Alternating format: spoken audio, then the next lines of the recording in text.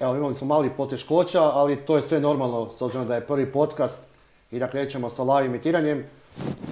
Live stvari su normalne, da malo se desi i koja tehnička pogreška, ali dobro. Pozdravit ću vas još jednom, pozdrav svima koji pratite ovaj naš live podcast i dobrodošli u naš podcast pod imenom Nada za Goricu, u kojem ćemo kroz nekoliko tjedana imati barem jedno live emitiranje iz studija Mosta našega u Velikoj Gorici, gdje ćemo kroz razgovor sa svim gostima proći razne teme koje muče naše građane u Velikoj Gorici, a i neke pozitivne naravno stvari koje želimo vama predstaviti. Za vas molim sve da nam se priključite na naš kanal, na naš chat i da nam postavite razna pitanja i prijedloge ako ih imate, što se tiče i našeg kandidata, ali i što se tiče i općenito za nas u studiju.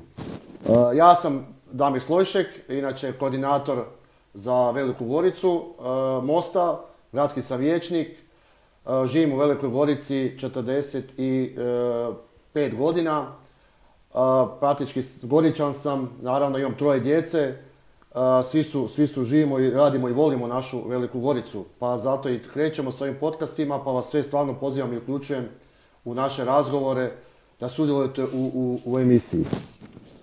Danas, za početak, u prvoj emisiji imam pravo zadovoljstvo i posebnu čast razgovarati s osobom koju poznajem, pa mogu reći sigurno 20 godina, ženu koja ne samo da ima viziju, nego ima i snagu i znanje i srce za velikogorički kraj. To je moja draga prijateljica, gospođa Nada Findele, osoba koja će unijeti stvarno velike promjene u naš kraj. Pa Nado, dobrodošla mi u našu prvu emisiju. Hvala lijepo, Damire. Lijepi pozdrav svima, dakle, koji nas gledate, slušate. Ovo što je Damir uvodno rekao, apsolutno krećemo, idemo live, znači ne glumimo, nije simulacija, nije snimljeno pa poslije montirano. Ovo sve kako sad čujete i vidite, to je zaista život. To vam tak izgleda i svi koji se bavite realnim situacijama, realnim životom, znate da život nije samo med i mlijeko, samo naslikavanje sa osmihom, nego život zapravo nosi razne izazove. Evo ga, mi krećemo s prvim podcastom. Damire, hvala ti lijepo na ovako lijepom uvodu. Možemo krenuti razgovarati. Molim, evo, daj mi reci za početak, predstavi nam se malo da te ljudi bolje upoznaju, da znaju ko si, ja znam ko jesi i čime se baviš, ali naši sugrađani koji prate ovu emisiju vole malo više znati o tebi. Pa Nada, evo, izvoli, predstavi se. Pa, hvala lijepo. Ukratko, evo, ja ću reći ono što obično govorim kad me ljudi pitaju, ja se zovem dakle Nada Finderle i to moje ime Nada je očito nešto što, ne znam, moji roditelji su valjda imali jaku intuiciju ili što, Nada je nešto što ja zaista živim, osjećam, vjerujem, Nada je nešto što me vodi. Ono što možda je bitno i zanimljivo znati, ja sam inače slavonsko dijete, rođena sam 68. godine u Vinkovcima, Slavonka sam po genetici, po vokaciji, međutim došla sam studirati u Zagreb davne 87. Tu sam upoznala jednog prekrasnog zagrebačkog dečka iz centra grada. Oženili smo se, rodila sam 2 djece, imam prekrasnog sina i prekrasnu kćer. Možda je zanimljivo znati zapravo što sam ja to studirala, znači ja sam završila matematičko-informatičku gimnaziju, priznajem, ja sam jedan od onih štrebera koji je prolazio s 5-icama, oslobođen mature. Upisala sam geodeziju, mada sam išla i na PMF fiziku i geologiju, ali odabrala sam geodeziju jer kartografija me fascinira. Upoznala sam, evo, kao mlada studentica koja je zapravo došla sama sa 19 godina u Zagreb, zagrebačkog dečka iz centra grada koji, moram priznati onako, bilo mi je zanimljivo vidjeti nekoga ko svira trubu, ko je u jazz bandu, ko studira, kao onak fora frajer. Međutim, došli su 90. početak 91. druga, ja sam diplomirala 92. Možda je zanimljivo isto tako kod predstavljanja reći, Damire, ono što i danas imamo izazov u Hrvatskoj, a to je moja diplomska radnja 92. godine na Geodetskom fakultetu, zaista se zvala digitalizacija katastarskog dijela operata. Ok, to je potrebno, da? To je zanimljivo jer napravo danas smo 2025. godine, ja sam to 92. obranila kao diplomski rad, katastar još uvijek nije danas potpuno digitaliziran u Hrvatskoj. Ono što se tiče mene osobno, kako sam i počela, znači, moj suprug, djeca su mi završila magistar elektrotehnike mi je kćer, magistar informatike mi je sin, suprug je umirovljeni specijalac, dakle čovjek koji je odradio rat iako stvarno nije morao. Upoznali smo šta znači ona lijepa i ona manje lijepa strana života. Živjeli smo i evo doživjeli lijepu 2025. godinu.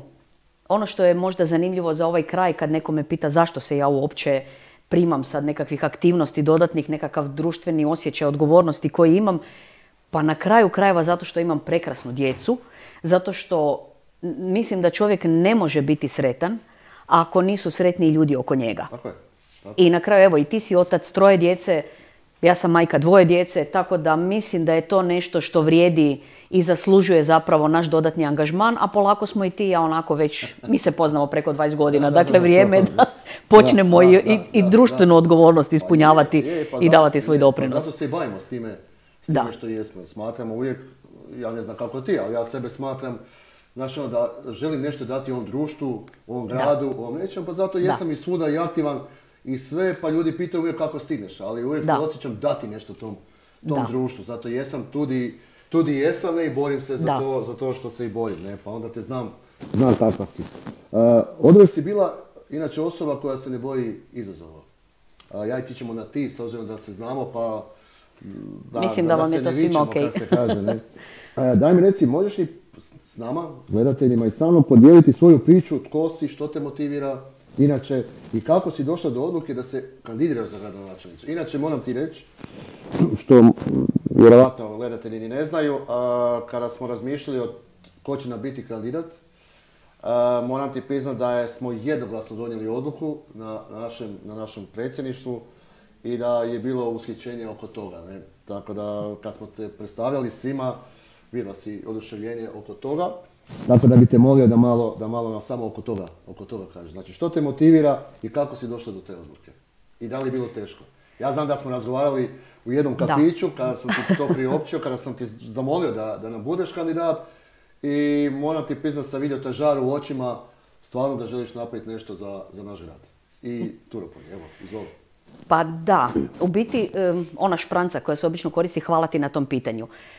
Iskreno, stvarno ti hvala na tom pitanju, zato što šta čovjeka motivira? Ja, jako vjerujem i želim vjerovati i nadam se da i puno drugih ljudi osjeti onu nekakvu želju, volju da se ujutro probude sa nekakvom idejom, sa nekakvom vjerom da može biti bolje nego što je bilo jučer ili što je bilo prekjučer.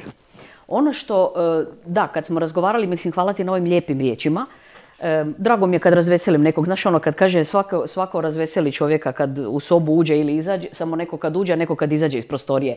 Ja se nadam da sam ona koja razveseli ljude kad uđe u neku prostoriju i nastojim nekako baš taj optimizam nositi i gajiti ga u sebi.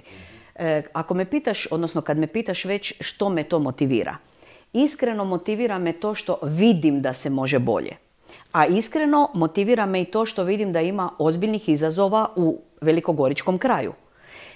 Iskreno, počela sam koristiti termin, primijetio si vjerojatno velikogorički kraj, koji onak na onom našem druženju u subotu kad smo bili svi skupa na Roštilju, ekipa naša, mislim da se Kristina čak toga sjetila, i to mi je jako dobar izraz zato što sama Velika Gorica, kao što znaš i ljudi koji me poznaju znaju, jako volim brojeve, Velika Gorica je prekrasan grad, Velika Gorica je grad ogromne tradicije, ogromnog potencijala, Velika Gorica i velikogorički kraj, na kraju krajeva tu je i plemenita općina Turopoljska.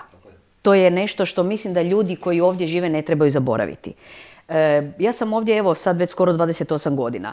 Ovo je kraj u kojem su moja djeca odrasla. Ovo je kraj u kojem mi obiteljski živimo, imamo obiteljsku kuću i zaista to nazivam obiteljska kuća jer meni je stvarno obitelj jako važna u životu. Što me motivira? Motivira me upravo to što nekako mislim da onak imam sad dosta godina u životu kad sam dovoljno mlada da mogu još dati sebe, a dovoljno imam iskustva u životu da onak, kak ja to velim na nekim sastancima, gledam ljude i po verbalnoj i neverbalnoj komunikaciji poprilično dobro razumijem što mi to poručuju.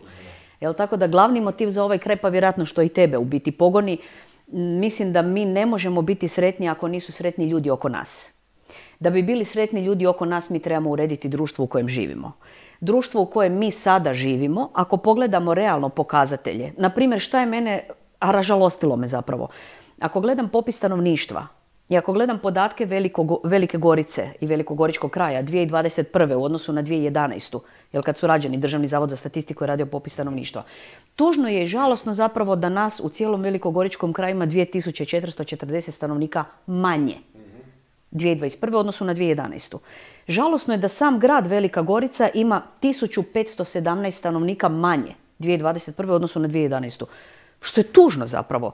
Jer mi smo stvarno ovdje locirani na lokaciji koja ja mislim da stvarno da smo ju birali u snovima ne bi ju mogli bolje izabrati. Evo i zapravo zašto bi se ja primila toga? Zato što kao prvo vidim situacije koje su oko nas, vidim potencijale koji su oko nas, na kraju krajeva cijeli tim od tebe pa još cijelog našeg tima ljudi koji je tu uz mene, apsolutno mene to motivira da svi zajedno napravimo da nam svima ovdje bude bolje. Jasno, da. Pa moram ti reći da sve što si rekla, naravno slažem se sa tobom. Ima jedna stvar koju bih ti htio pitat, a to je u medijima našim je izašlo članak i naslov da si ti kraljica dronova. A daj molim te, ajde da to jednom za svagda, jer mene ljudi znaju pitat da zakaj kraljica dronova, pa što to znači, pa znaš ono, žena, majka, kraljica, ali dronova, ne? Pa daj ti molim te objasni našim ljudima šta znači kraljica dronova i zašto te zovu kraljica dronova. Mislim, ne zovu te, ali su mediji tako prezentirali da si kraljica dronova. Pa daj malo pogrešno objasni. Da, to je sad, mislim, dronovi su općenito, besposadni sustav ili bespilotne letjelice. Trenutno je jako catchy termin, nešto o čem se puno priča, ne samo u Hrvatskoj, nego i u svijetu. Ono što za ovaj naziv, sad kad kaže žena majka, kćer moja je baš evo prije nekoliko dana došla na jednu zgodnu ideju, pa kaže, zapravo ja jesam, stvarno jesam, žena specijalca, majka informatičara i kraljica dronova. Eto, to je onako malo prošireni opis nekakav ukratko. Što znači kraljica dronova? Mene je davno, mene inače na geodeziji, još tamo početkom 90. godina, neću nikad zaboraviti, u hotelu Esplanade tadašnji, je bila prezentacija satelitske geodezije. Prvi nekakvi GPS sustavi se dignemo. Mene jako fascinira me stvarno taj pogled iz zraka. Tad je to bila satelitska geodezija. Kad su došli dronovi, kak ja nisam aktivno radila u geodeziji pa nekakvih i 20 godina dok sam bila u medijima i privatni poduzetnik i marketing i tako, dronovi su nam donijeli jednu perspektivu koja ja osobno mislim da je fenomenalna. Dobivamo prikaz koji je brz, dostupan i nevjerojatno kvalitetan. I zapravo mi smo krenuli nekako sa našom privatnom firmom, suprug i ja, radimo specijalizirana snimanja i mislim da smo u tom dijelu zapravo napravili, sad već preko 10 godina su to projekti baš za specijalizirana snimanja iz zraka. Jako smo se posvetili tome, a mi smo inače takvi ljudi, na kraju krajeva tako sam i djecu odgajala i evo sve vas koji gledate, slušate, predlažem i molim, ono što radiš, radi najbolje što možeš. Tak smo se mi i dronova primili. I tako smo mi u tome zaista postali, pa usudim se reći, vodeći. A dodatno ono što je bilo, evo moram priznati, dečki su u Hrvatska udruga bespilotnih sustava. Izabrali su me, bila sam predsjednica Hrvatske udruge bespilotnih sustava i to sam bila 2 mandata. Jer osobno vjerujem da ništa ne bi trebalo trajati duže od 2 mandata. Niti jedna pozicija, niti jedna situacija, jer čovjek je takav kakav je. Tako da evo, dronovi, naziv kraljica dronova, jer stvarno tu smo jako puno se trudili, opet davali smo sebe i u regulaciji koja je tad bila nova još 2014. 15. 16. godina i učlanili smo se u Europsku organizaciju dronaša, tako da evo, mogu reći da u dronovima smo, stvarno može se reći kao doma. Super.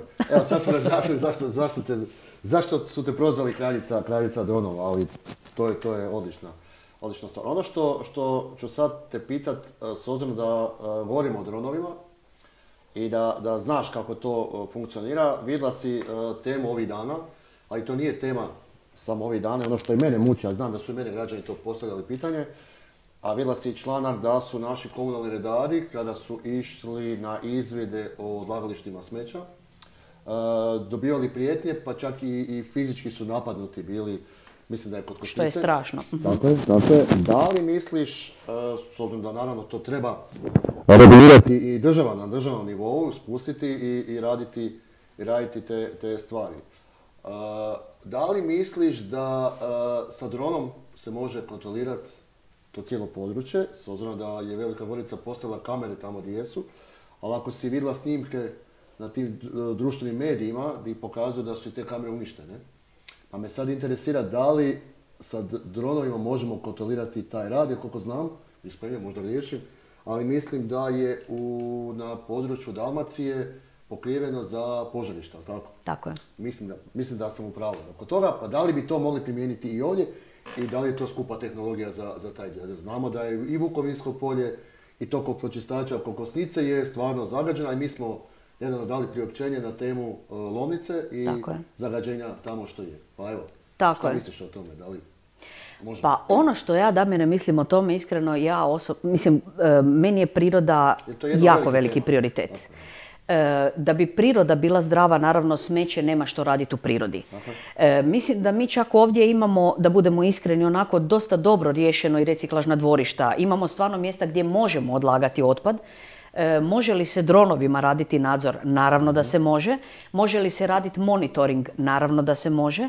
Može li se, mi čak možemo i radili smo i radimo, dronovima možemo preletiti pa izračunati volumen hrpa koje su nastale. Dakle, volumen bilo da su one iznad površine zemlje ili iskopa koji su ispod. To se radi sve iz izračuna, iz snimka dronovima. Znači, može se jako puno toga napraviti jer te nove tehnologije koje su nam dostupne apsolutno nema razloga da ne budu u punoj primjeni i na kraju krajeva mogu čovjeku olakšati život. I to je ono što ja inače vjerujem, da ne trebamo mi služiti tehnologijama, nego tehnologije nama trebaju pomoći da bi živjeli kvalitetnije i bolje. I apsolutno dronovi tu mogu jako puno pomoći. Super, evo, to je jedna ideja koju možemo onda stvarno i kad postaneš gradonačelnica, to uvesti u praksu. Ono što me zanima još, ti si bila i potpredsjednica u mjesnom odboru Velika Mlaka i sa svojim timom koji tamo jeste, ja kao koordinator Mosta sam bio jako zadovoljan vašim radom tamo, pa me zanima što smatraš najvećim uspjehom dosadašnjeg rada vašeg mjesnog odbora u Velikoj Mlaki, pa malo mi o tome reći, s obzirom da dolaziš iz jednog od najvećih naselja u Velikoj Gorici. Je, točno. Dakle, na prošlim lokalnim izborima 2021. godine mi smo se kandidirali, ti dobro znaš, u biti zadnjih sati kad se uopće moglo kandidirati. Moram priznati da ono što me veseli, to je da smo stvarno napravili pomake na bolje. Konkretno stanje koje smo mi zatekli tad, to je stanje onak dosta, recimo, ležernog, spontanog funkcioniranja mjesnog odbora. Ja kao mještanin, stanovnik Velike Mlake, maltene nisam ni znala da mi imamo neki mjesni odbor, a kamoli što oni to rade. Ono što smo mi napravili, što smo se trudili raditi sve ove godine, stanje koje smo zatekli zbog aglomeracije famozne, stanje je bilo zapravo katastrofalno. Dakle, to su bile ulice koje su raskopane duže od godinu dana, to su bile ceste koje su razrovane, to je bilo stanje koje smo si mi kao mjesni odbor zadali, pa smo na kraju, baš evo mi, Mostovi članovi mjesnog odbora Velike Mlake, zaista smo išli okolo, čak smo si dali truda pa smo napravili cijele male elaborate, pisali prigovore. Znači ono što građani znaju, da građani osjete zapravo da mjesni odbor brine o lokalnom stanovništvu. I to je ono kako sam ja i doživjela to, da mi trebamo rješavati lokalne probleme. Uz to imali smo zatečeno stanje, je tada bilo, imali smo zapravo maltene u sred naselja, to je tad bilo, Damire, 2021. ako se sjećaš, 22. 23. Znači, mi smo tad imali u sred Velike Mlake, u blizini lokalne trgovine, smetlišta. To su bila smetlišta, sjećaš se, radili smo tu i preskonferencije. Tako je, radili smo preskonferencije. Mi smo zatekli, dakle, tad je bilo stanje bukvalno smetlišta u sred naselja. Tu je trgovina koja prodaje prehrambene proizvode, pokraj toga je dječje igralište i tu su bile hrpetine smeća. Ono što je dodatno bitno, tad je još bila korona. Znači, u tom smeću je bilo od odbačenih maski do odbačenih raznih proizvoda, što je bilo zastrašujuće u jednom naselju da se to dogodilo. Mi smo stvarno, evo, i kroz presice ovdje, i kroz općenito pisanje i slanje dopisa, usudim se reći, riješili to i sveli to na jedan dosta pristojan nivo. Daleko je to još od onog poželjnog, ali pomaci su napravljeni. Napravili smo čak evo i neke sitnice, recimo, što mene veseli. Dječjem vrtiću Velika Mlaka smo kao mjesni odbor baš donirali stabla koja su posađena, pa smo kao mjesni odbor od svog malog skromnog budžeta koji neki mjesni odbor može imati, ali smo kupili klupice tamo za djecu i čak smo kupili, ako si primijetio kad ideš iz Velike Gorice za Zagreb, one klupe hrastove 3 koje su tamo, čak i to je naš mjesni odbor sa svojim skromnim budžetom kupio. radio na tome da se to postavi, tako da evo neke pomake smo konkretne napravili i naravno koliko smo mogli stigli, slušali građane i nastojali im pomoći, da se rješavaju oni problemi koji najviše tište mještane. Evo, dobili smo i pitanje preko četa, pa ću ti postaviti, znaš, moram staviti. Može, razumijem. Nas koji smo u zrelim godinama. Nas koji smo u zrelim godinama, ne dobro. Samo šta znači njima zrelije godine. Pa ali mislim, dobro, nismo više tak zeleni, već smo dozreli. Ali dobro, evo. Mladi duhom, ali polako smo za neke situacije zreli. Pa, koliko sam shvatila pitanje, znači je za ljude u zrelim godinama u Velikoj Gorici i okolici. Tako je. Sad, ja sam ili u zrelim godinama ili se približavam jako zrelim godinama, znači sve više i o tome razmišljam. Ako si primijetio, evo sad ovaj zadnji TikTok koji smo nedavno objavili, koji onako primarno tema je mladi, međutim naravno planiram i ozbiljno se baviti temama i za zaposlene ljude, dakle koji su ljudi u punom pogonu i za ljude u zrelim godinama. Ljudi u zrelim godinama po meni imaju nekoliko izazova u Gorici, zapravo i problema čak. Jedan od njih je definitivno što je njima zdravstvena skrb teško dostupna. Ajmo biti realni. Ako uzmemo kolike su prosječne mirovine u Hrvatskoj, pa kolike su prosječne mirovine u Velikoj Gorici, mislim u Gorici čovjek kak malo jače zakašlje, pa ti znaš i sam, mora ići u Zagreb. Jer mi ovdje imamo zdravstvenu skrb minimalnu, može se reći. Nekakvih stručnjaka mi ovdje baš previše i nemamo. Znači ljudi u zrelim godinama koji imaju sve više zdravstvenih problema, zapravo moraju putovati u glavni grad Zagreb jer mi u Gorici nemamo niti pošteni dom zdravlja, odnosno nemamo dovoljno stručnjaka. Ono što ljudi u zrelijim godinama u Gorici i okolici konkretno, što je meni zapravo nevjerojatno još uvijek, jer Gorica je 6. najveći grad u Hrvatskoj. Nas ima preko 61.000 stanovnika, mi još nemamo ni jedan starački dom. Znači ljudi stvarno u zrelim godinama da možda su cijeli život živjeli u Velikoj Gorici, radili u Velikoj Gorici, plaćali poreze, prireze, doprinose i sad po stare dane, kak se veli, moraju ili u privatni starački dom, koji si dobar dio ljudi ne može priuštiti jer ti domovi jesu dobri, ali su dosta skupi, ili moraju otići, ne znam, u Zagrebu starački dom, znači živjeti i plaća doprinose cijeli život u Gorici, a onda zadnje dane ili zadnje godine života moraju otići u Zagreb.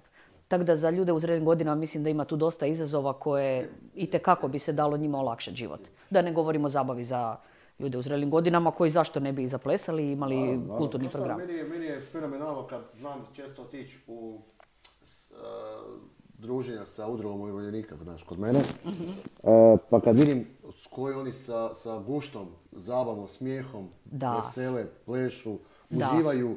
Znači, meni je stvarno, mogu reći, srce puno kad vidim da tu, ajmo reći, zreliju dob, dob proželjavaju na lijepi i ugodan način. Tako da stvarno Gorici treba nekako mjesto gdje će oni odrađivati sve te stvari koje jesu. Pa na tu temu, oprosti ako se smijem samo nadovezati, prije 3 tjedna je bila skupština umirovljenika u Velikoj Mlaki konkretno. Pa moram priznati, ja sam isto bila tamo u ime mjesnog odbora, a zašto? Zato što prije 2 godine kad sam došla na tu skupštinu umirovljenika, kad sam ja saznala koje probleme oni imaju, da oni kao umirovljenici nemaju, jedva su prostor uspjeli dobiti za svoju redovnu skupštinu godišnju, to je bilo stvarno tuga. Evo, moram priznati, jedna od aktivnosti koju baš sam osobno inicirala, sa velikim veseljem sam to napravila, to je da mi kao mjesni odbor opet pomognemo njima i doniramo im sredstva za ovu skupštinu. Jel, da im pomognemo, čisto da si oni imaju nekakvu nešto za popiti, za pojesti i ovo što kažeš, za plesati, frizurice, zrihtali su se, to je stvarno bilo lijepo za vidjeti. To je najbitnije njima. Apsolutno da. I mislim da taj pod kraj života, ono kako se već veli u toj zlatnoj dobi, zašto ljudi ne bi, barem tako neke lijepe trenutke i lijepo uživanje, apsolutno mislim da vrijedi potruditi se za njih. Daj mi reci, Nado, ja mislim da je ekipa iz Visokog Brijega bila zadovoljna sa odgovorom, pa evo, ako ima još pitanja, slobodno tu ste, postavljate pitanja. Daj mi reci, tvoj hobi, znači ajmo sad malo ovako pričati, nevezano na politiku. Imaš kakav hobi, šta voliš raditi? Ja znam da voliš kuhat, često sam znao vidjeti stvari koje objavljuješ o jelima koje radiš, Slavonka si naravno, a znam koji su slavonski specijaliteti, Bogu hvala, tako da delicije koje jesu. Reci mi samo hobi koji ti je i s čime se voliš ovako slobodno vrijeme baviti, ako ga imaš naravno. Apsolutno, trudim se imati slobodnog vremena. Ono što, evo moram priznati što me jako veseli, to je definitivno šetnja, imam psića, bijelog, prekrasnog, koji se zove Bono, uživam u tim šetnjama. Volim ovo što kažeš kuhati, jako volim kad mi dolaze prijatelji, obitelj, kad se okupimo, kad to radim. Inače volim i kartat belu, tako da gotovo redovno barem jednom tjedno, najčešće svaki drugi tjedan, otkartam belu sa prijateljima, bilo da mi idemo kod prijatelja ili prijatelji dolaze k nama. Ono što dodatno volim raditi sa zemljom, dakle ja jako volim, ja sam ipak porijeklom Slavonka, ako se sjetimo, ja jako volim raditi sa zemljom, raditi u vrtu, imati cvijeće, orezivati voćke, kao neki dan što sam napravila i tak. Tako da, nekad sam se redovno bavila sportom, igrala sam tenis, skijanje sa obitelji, otići, apsolutno užitak veliki moram priznati, tako da, imam hobija i volim. Imam premalo vremena za ono koliko bih htjela i što bih htjela raditi. Evo sad si pričala o sportu i ja ću se samo dotaknuti kratko jer to je moja bolna tema. Ne sport, nego više mi je bolna tema ta sportska infrastruktura, znaš, koja fali u gradu Velikoj Gorici. I onda sam ti kroz svoj mandat u gradskom vijeću stalno upozoravao da to nedostaje u gradu Gorici. Evo sada kreće taj jedan trenažni balon koji će biti, evo to moram i reći da je zaslugom i nas koji jesmo u tome, da je ono što fali su kombinirana igrališta. Pa daj mi reci da li u Velikoj Mlaki postoje nekako kombinirano igralište, s obzirom da mislim da tamo je samo nogometni klub, a da li neko dijete koje se želi baviti s nečim drugim, da li ima toga tamo? Pa moram priznati da, nažalost, Velika Mlaka po meni, kak mi živimo u njoj, evo sad već skoro 28 godina, mislim da je maltene lošije danas nego što je bila prije. I to je ono što je meni tužno. Ja sam i kao dijete i u srednjoj školi, u osnovnoj školi stvarno se bavila sportom. Smatram da bi djeci i u Velikoj Mlaki i u Velikoj Gorici trebalo omogućiti bavljenje sportom i ne nužno uz plaćanje nekakvih skupih članarina, nego stvarno da djeca koja hoće i žele imaju pristup sportskim terenima, da imaju neke termine kad imaju mogućnost trenirati i baviti se sportom, jer, i to možemo opet kao neku temu uzeti, sve više mladih ima ozbiljnih problema sa težinom u Hrvatskoj, sa kičmom, sa na kraju krajeva depresijom, anksioznošću. Sport je i lijek između ostaloga. Tako da mislim da na tome treba više poraditi. Daj mi reci, gledaš kakvu seriju, čitaš knjigu? Ja sam inače fan serija, pa volim gledat Netflix cijelo vrijeme, a kad ga stignem naravno, ali evo ti. Obožavam, moram priznati, ja sam inače čovjek koji više gleda filmove možda nego serije, ali evo moram pohvaliti jednu hrvatsku seriju koju priznajem sad ovak javno volim gledati, to su Kumovi. Zanimljivi su, duhoviti su, simpatični su, da. Čak sam i u društvu srela dosta ovako ljudi, koji ono kad spomenem riječ Kumovi, pa da, zgodno, zanimljivo je. Knjigu da, čak znam istovremeno imati po 2-3 knjige otvorene koje počnem čitati, pa čitam malo, ovisno o tom koliko sam umorna i koliko me raspoloženje taj dan drži, jel? Koja literatura je potrebna, ali da, mislim da tu leži apsolutno i na kraju i izvor velike snage koju čovjek može dobiti. Jasno, mora se čovjek malo opustiti od svega cijelog dana, tako da ja volim inače zaspati uz televizor, pa to je loša navika, pa onda... Razumijem. Najčešće se, znam uhvatiti, pustim si seriju nekako i onda ti zaspiš i onda ne znaš di si stao s time. Daj mi reci, voziš biciklu, bicikliraš što? Da. Ja sam, mislim, kao dijete koje je odraslo u Slavoniji, u Županji, odrasla sam na biciklu. Poni bicikl je tad bio famozni.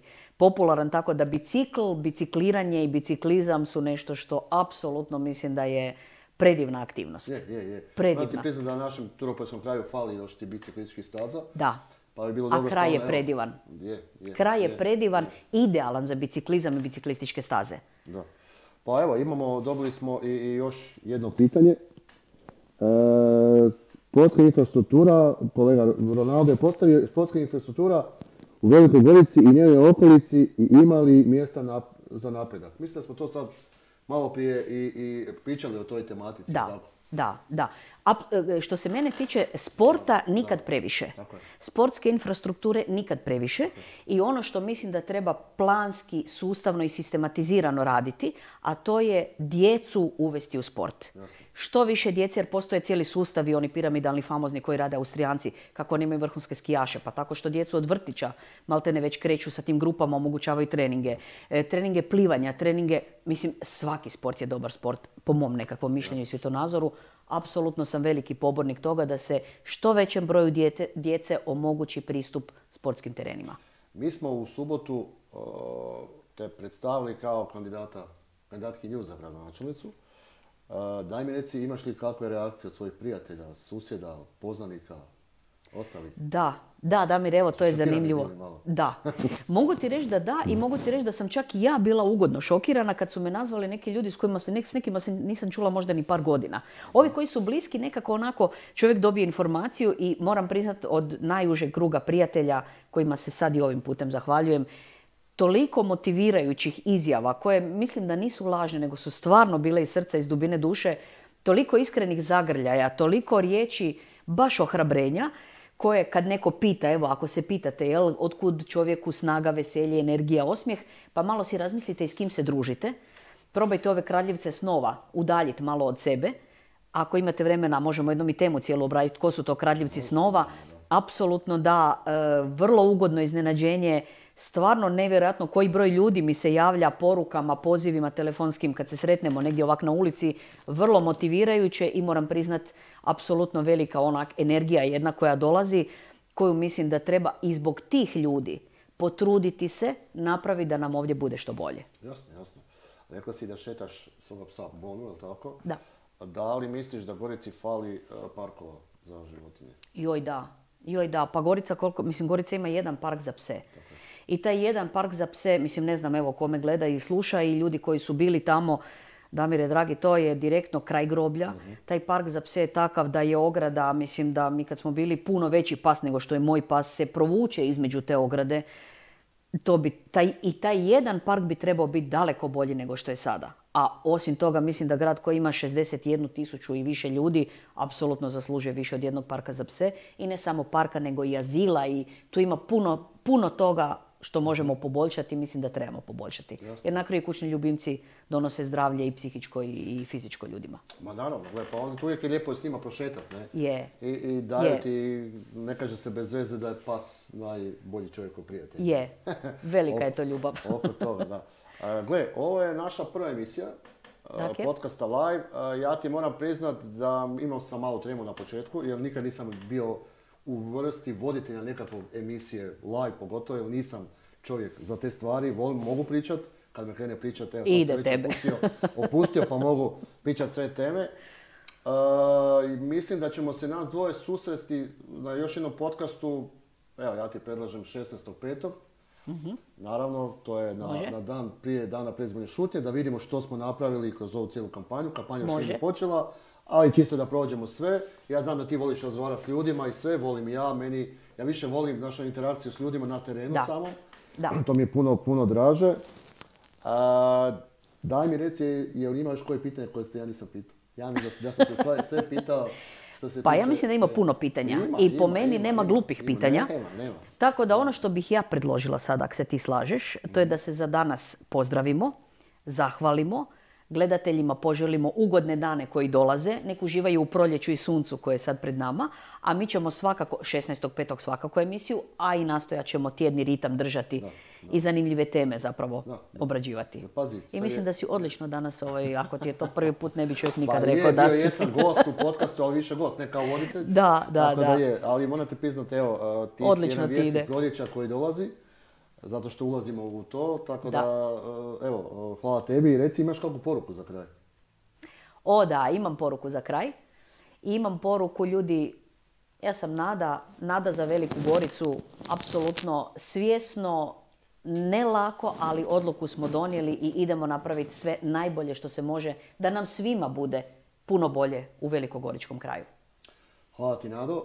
Hvala i vama što ste nas gledali. Mislim da je bila emisija interesantna. To je naša prva, možda jesam tremu imao i pokazivao vam, ali evo, uskoro se vidimo i sa novim gostom. Volio bih i vas da predložite na svim našim kanalima, ako imate nekoga koga vi želite gledati u našoj interakciji na podcastu. Tako da hvala vam svima, hvala tebi Nado još jednom. Hvala Damire. Vidimo se uskoro, a hvala i vama što ste nas gledali i nadam se da nismo bili dosadni. Hvala ti. Nadam se. Hvala ti i čestitam na prvoj emisiji. Hvala.